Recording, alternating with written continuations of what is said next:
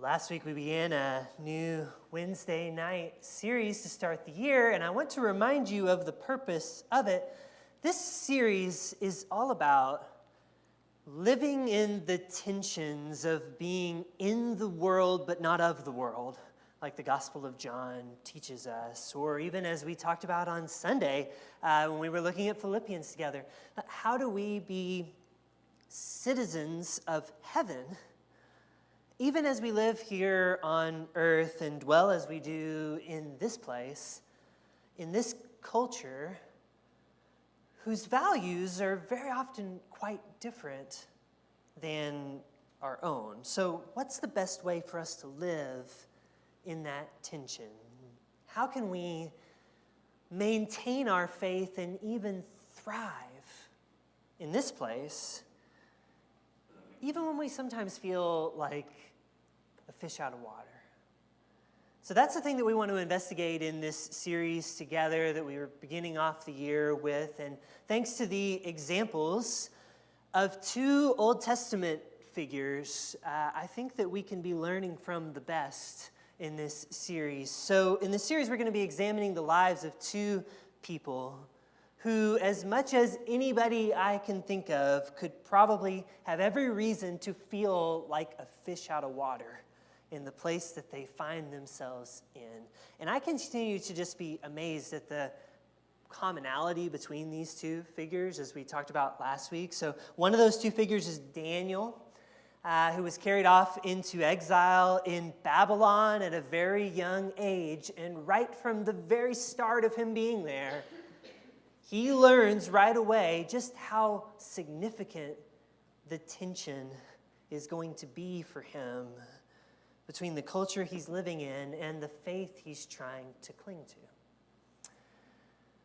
So that was Daniel. But I am not wearing this shirt of many colors tonight to talk about Daniel.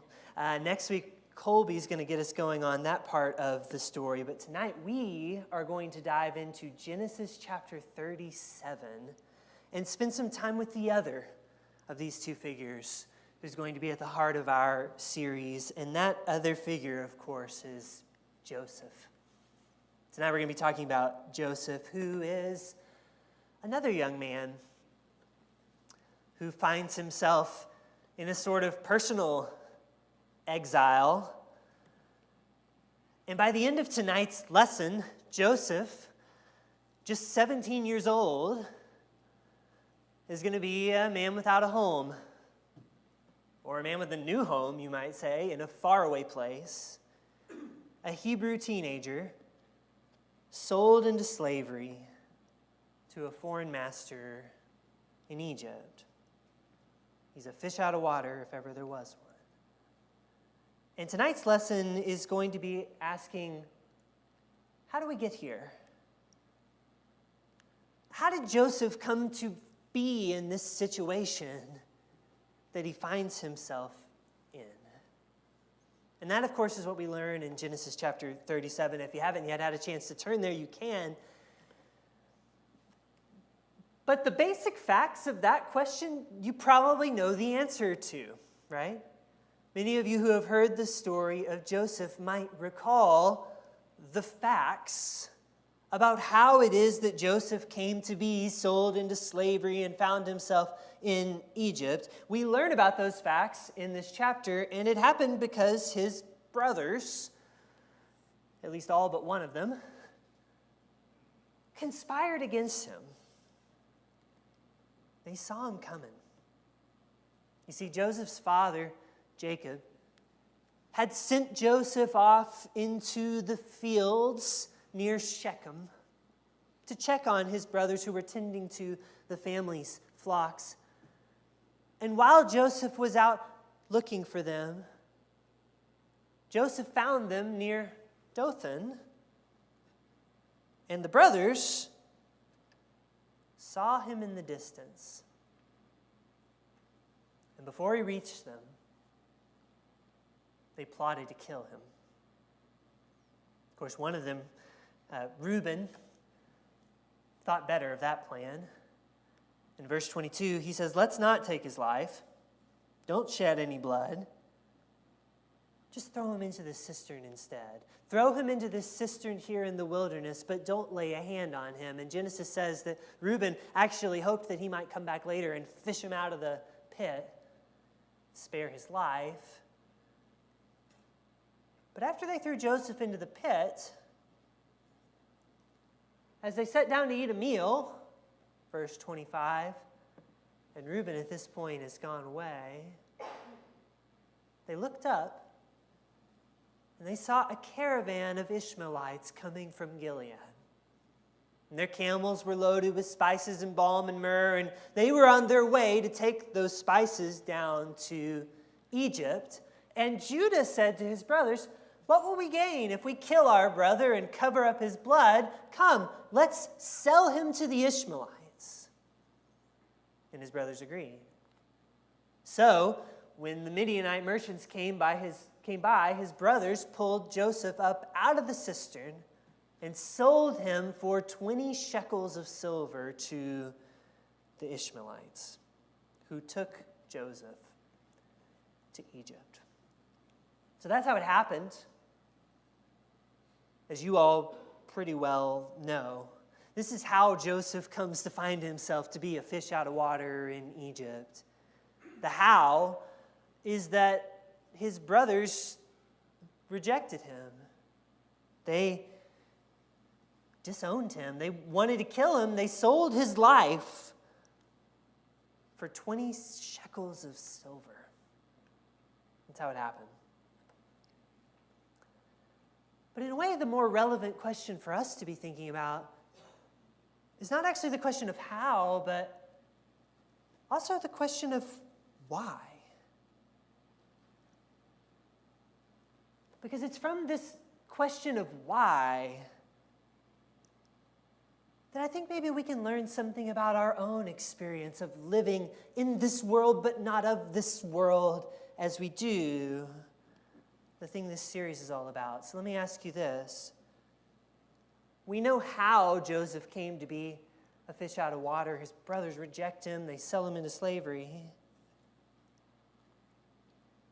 But why do his brothers reject him? And can we learn anything from Joseph's experience of rejection at the hands of his brothers about what we may face as disciples of Jesus in this world? So why did Joseph's brothers reject him? What was the cause?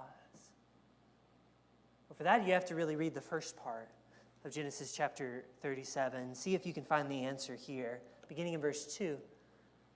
It says, "Now Joseph, a young man of 17, was tending the flocks with his brothers, the sons of Bilhah and the sons of Zilpah." You'll remember that Jacob had two wives and other concubines as well, and many of his sons come from those other ones. Joseph alone, and then Benjamin after him, are the sons of Rachel, the wife that Jacob loved. So he's tending the flocks with his brothers, the sons of Bilhah and the sons of Zilpah, his father's wives. And he brought their father a bad report about them. Now, Israel loved Joseph more than any of his other sons because he had been born to him in his old age, born to him of Rachel. And he made an ornate robe for Joseph. When his brothers saw that their father loved him more than any of them, they hated him and could not speak a kind word to him. Then Joseph had a dream. And when he told it to his brothers, they hated him all the more. He said to them, "Listen to the dream I had. We were binding sheaves of grain out in the field, when suddenly my sheaf rose and stood upright, while your sheaves gathered around mine and bowed down to them." His brothers said to him, "Do you intend to reign over us? Will you actually rule us?" And they hated him all the more because of his dream and what he had said to them. Then he had another dream. And he told it to his brothers. Listen, he said, I had another dream. And this time, the sun and the moon and 11 stars were bowing down to me. When he told his father this, as well as his brothers, his father rebuked him and said, what is this dream you had? Will your mother and I and your brothers actually come and bow down to the ground before you? And his brothers were jealous of him. But his father kept the matter in mind.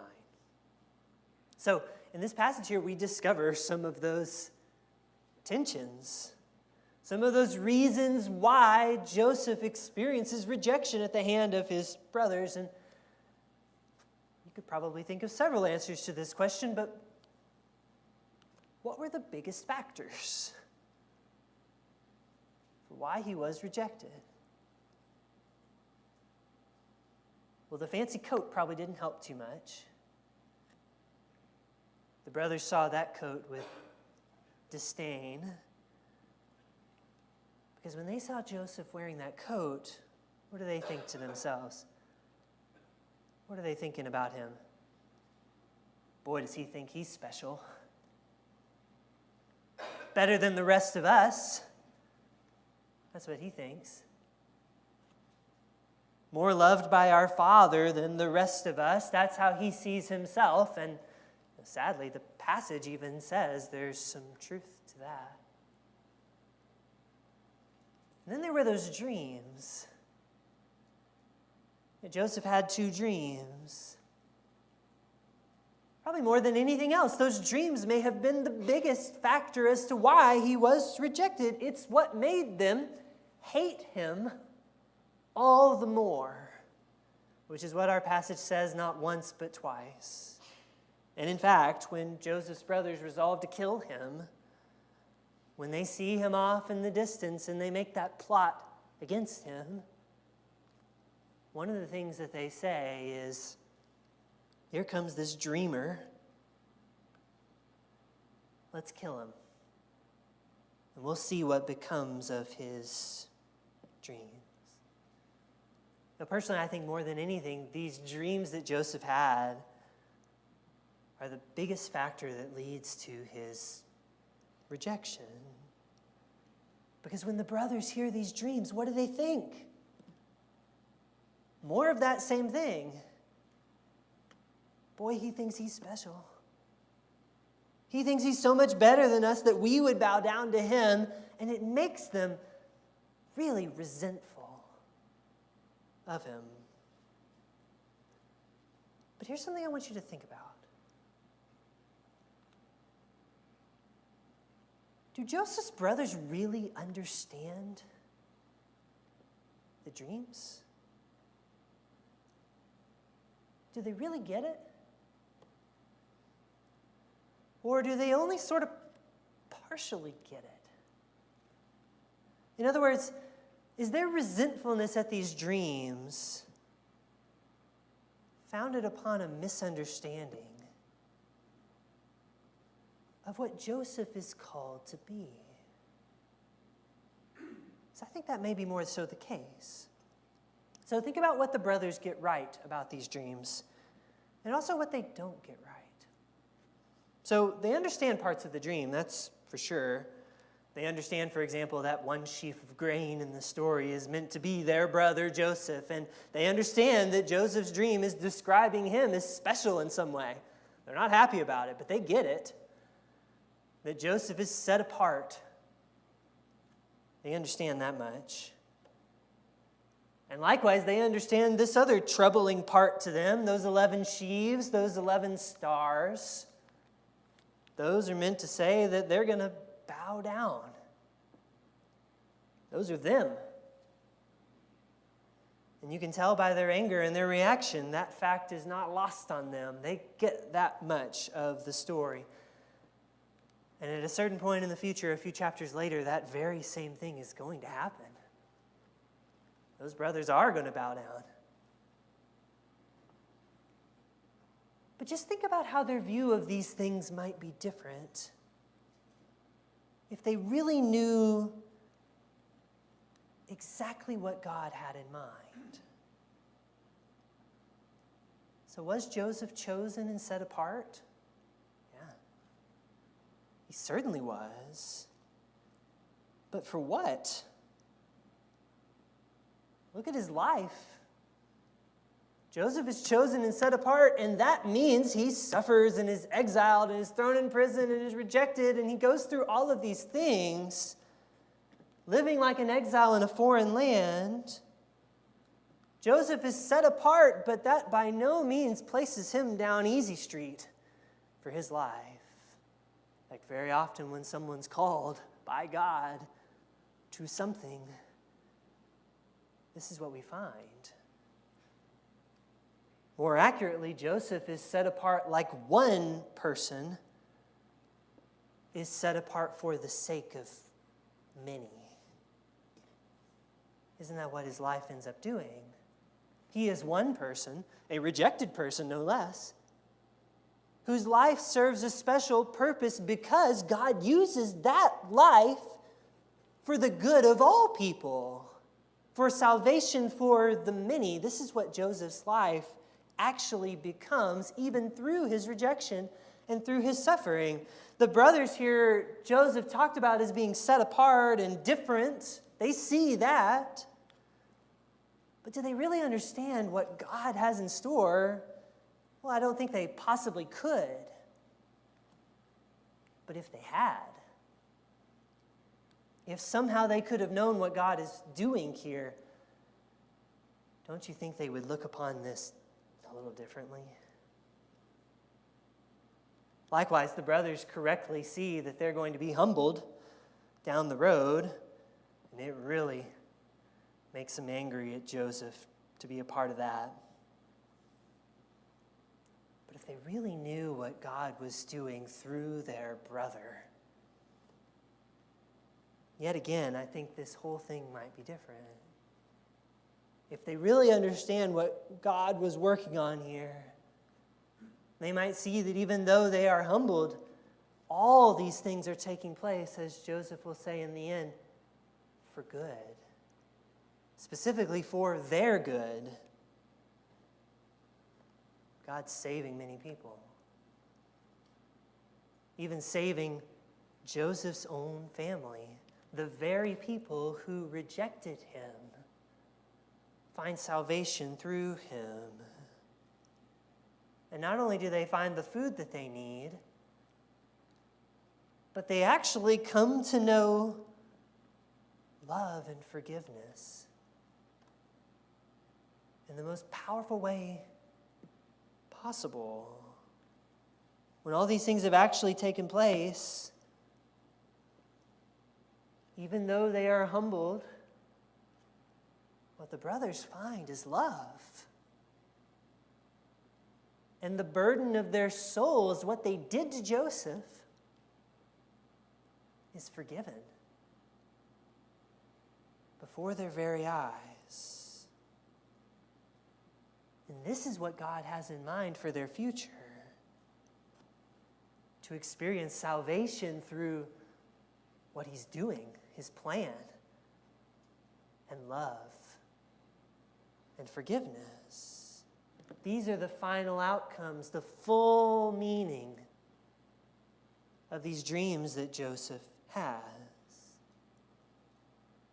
But those things, of course, are a long ways away. They're not understood right now. Joseph's brothers understand the dream a little bit. They partially get it. But I think their anger and their resentment and rejection actually stems from not really seeing,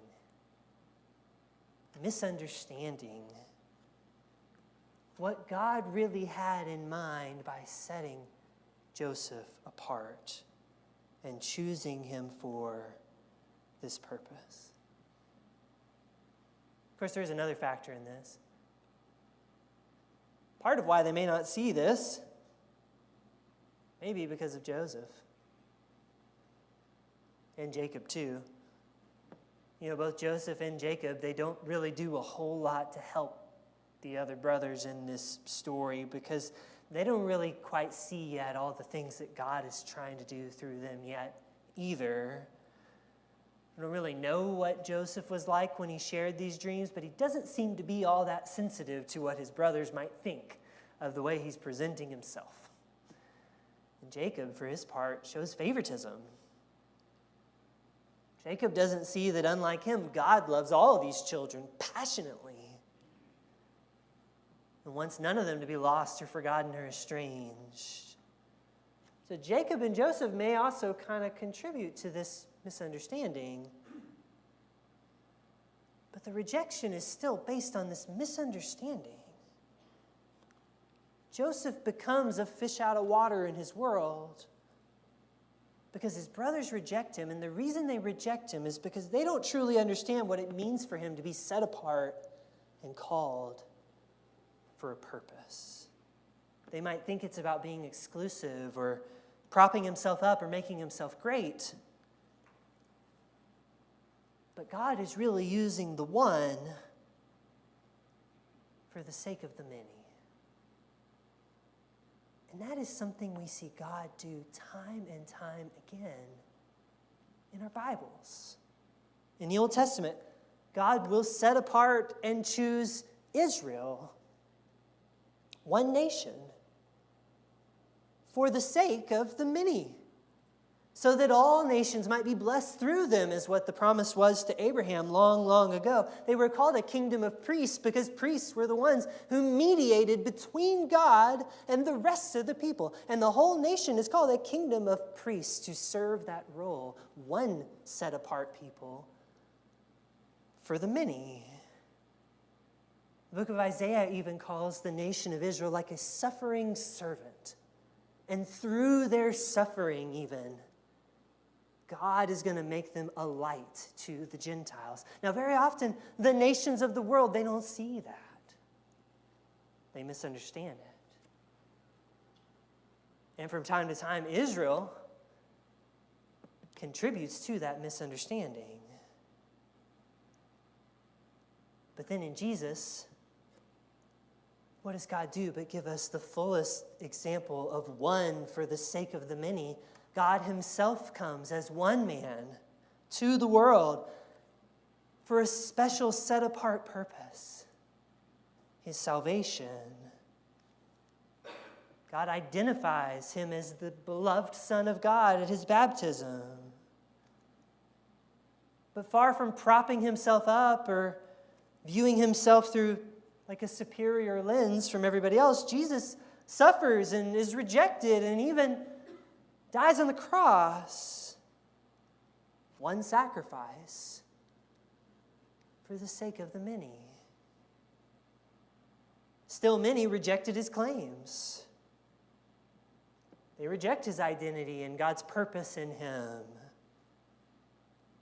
That rejection is based on not understanding what God is really doing in him. You remember the verse we read from John just a moment ago. The light shines in the darkness, but what? The darkness has not grasped it, misunderstood. So much like Joseph with his brothers, what God had in mind when he set apart Israel and when he came to earth as Jesus Christ, frequently it was misunderstood by the very people all around.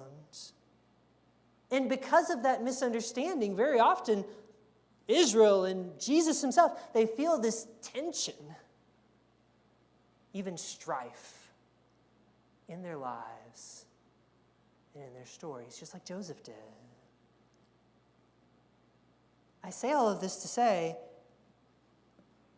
if we are in Christ, we need to prepare ourselves for the fact that we too may be misunderstood in this world. And part of that tension we may feel as those who are Christians living in a world where we don't truly belong may come from the fact that what we are all about and what God has meant for us to do is not really grasped by others around us. We may sometimes fall victim to mischaracterizations. We need to realize that. After all, we too wear a part of our identity as those who have been set apart and called and chosen. We proclaim Jesus to be the way, the truth, the life.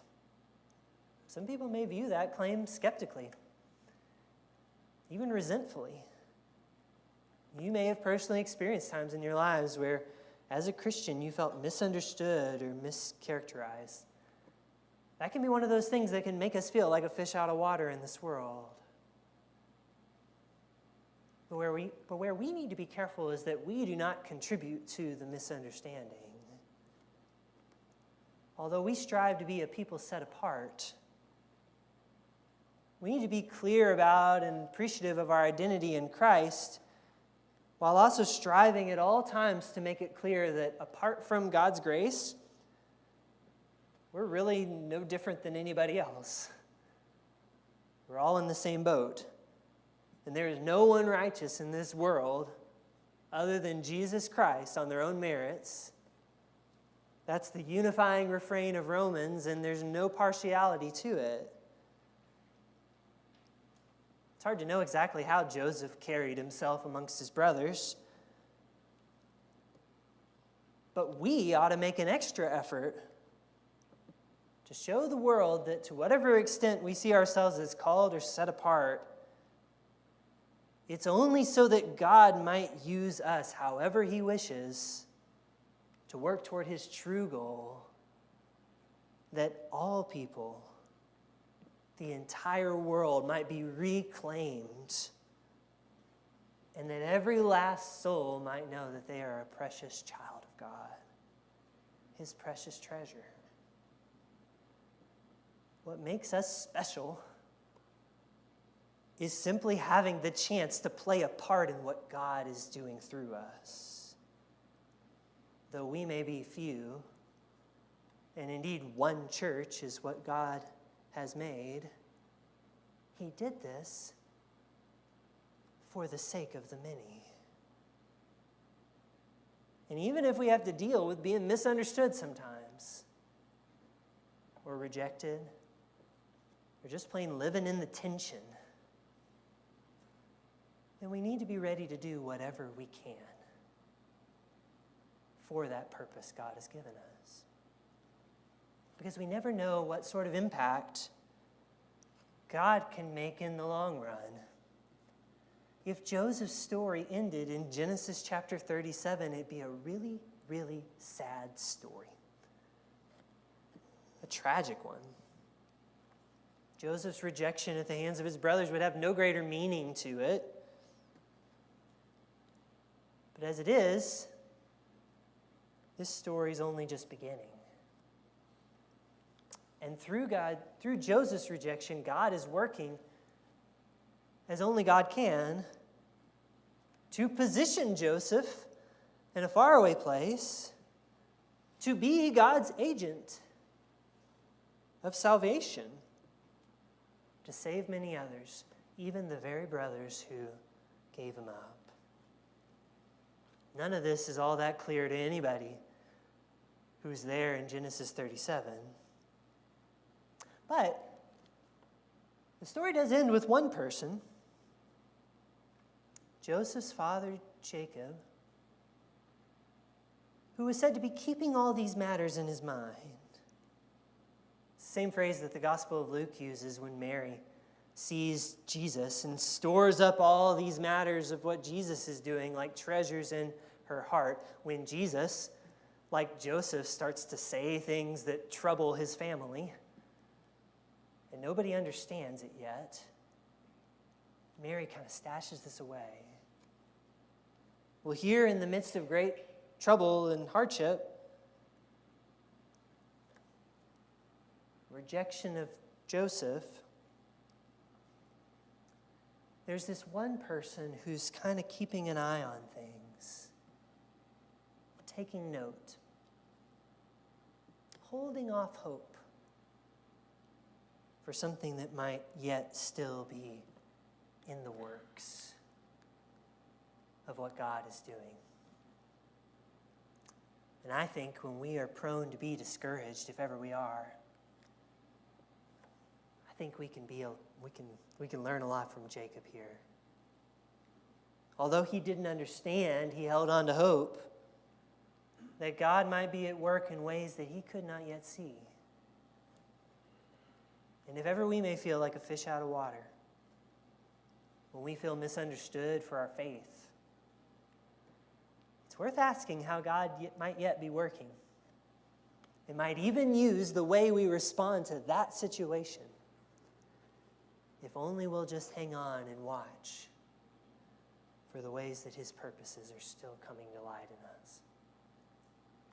I wonder if this challenges you or speaks to you in some way. Maybe it resonates with you because of the fact that sometimes we do feel misunderstood in this world. Maybe from a life like Joseph's, we can take heart and realize that God can use us still. May in fact be using us right here and now. And like Joseph, we may be right where we need to be to serve his purposes in the world. Maybe we're also reminded of the beautiful things that God has done to use one for the sake of many. Maybe it's time for us to really embrace our part in that. If we are God's church, then we ought to be about doing his purpose in the world. Certainly not propping ourselves up, but rather being a part of his reaching out so that all might know his salvation. Maybe you're touched by what Christ did as the one sacrifice for all of us, and that though there are none who are righteous on their own, God has made his grace available. However you might be called or challenged, I would invite you to respond now while we stand, while we sing.